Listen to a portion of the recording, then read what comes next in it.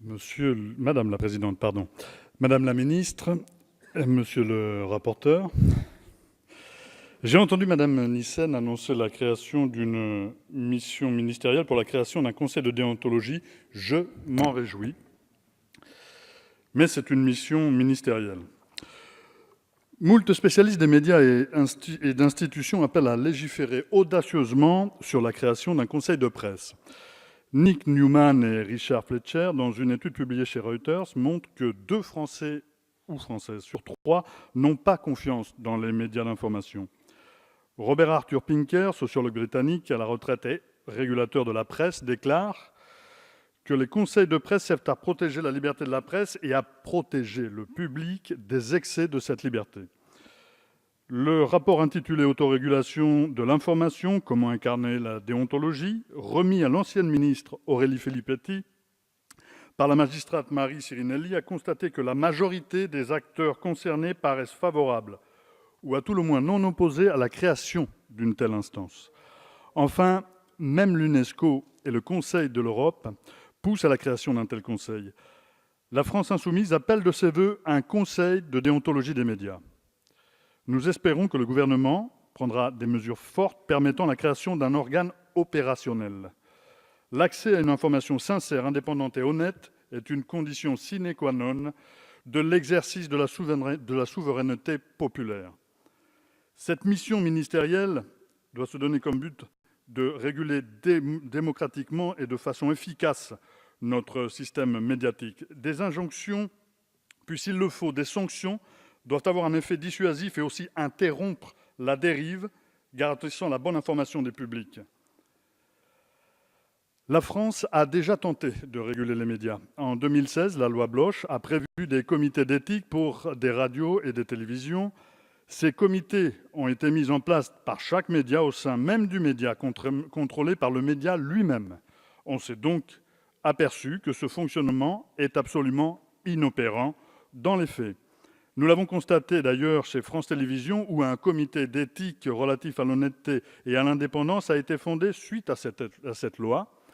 Pourtant, certaines émissions, comme par exemple l'émission politique du 30 novembre dernier, contrarient fortement les exigences d'éthique, d'honnêteté et d'indépendance prônées par cette instance de régulation. Dans cette affaire, les 5 membres de cette instance de régulation, de ce comité, que sont Francis Ball, Christine Chanet, Michel Cotta, Sophie Gl et Denis Rapone, n'ont pas été à la hauteur de la mission qui leur a été confiée. On peut se poser dès lors la question de la véritable indépendance de cette instance. Nous attendons donc que le gouvernement prenne des dispositions effectives pour créer un outil démocratique et fonctionnel, garant de l'indépendance, de la sincérité et de l'honnêteté des informations que les Françaises et les Français reçoivent. Cet outil est le Conseil de déontologie des médias. Il doit être composé de représentants de journalistes, y compris les pigistes et les précaires, ainsi que les représentants des usagers des médias. Il doit veiller à la représentativité pour éviter que les 90% des médias détenus par 9 milliardaires soient surreprésentés. Il doit garantir l'indépendance politique et financière du Conseil de déontologie. Les décisions ne seront donc pas celles des grands groupes ou de militants politiques, elles se veulent efficaces et objectives.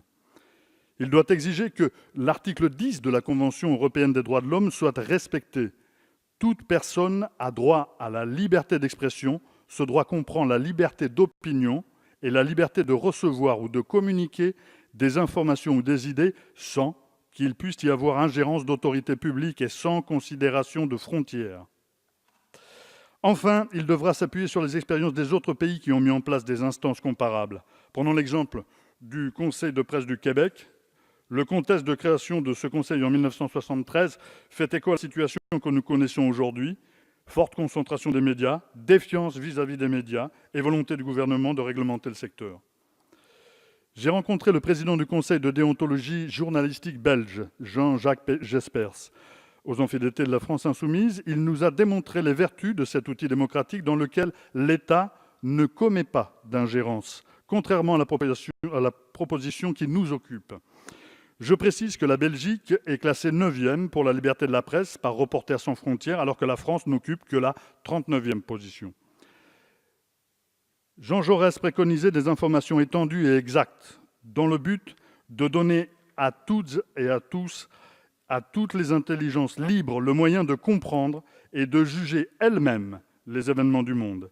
Au-delà d'une éducation au discernement, nous considérons qu'un conseil de déontologie des médias répondrait davantage à ces exigences plutôt que votre proposition de loi qui censure inutilement.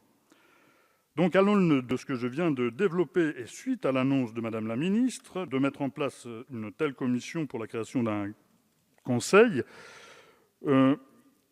conseil auquel nous aurions désiré participer, je vous propose de voter donc contre cette loi et d'instaurer plutôt un conseil de déontologie des médias efficace. Et la France insoumise déposera une proposition de loi allant dans ce sens. Merci. Merci, monsieur le député.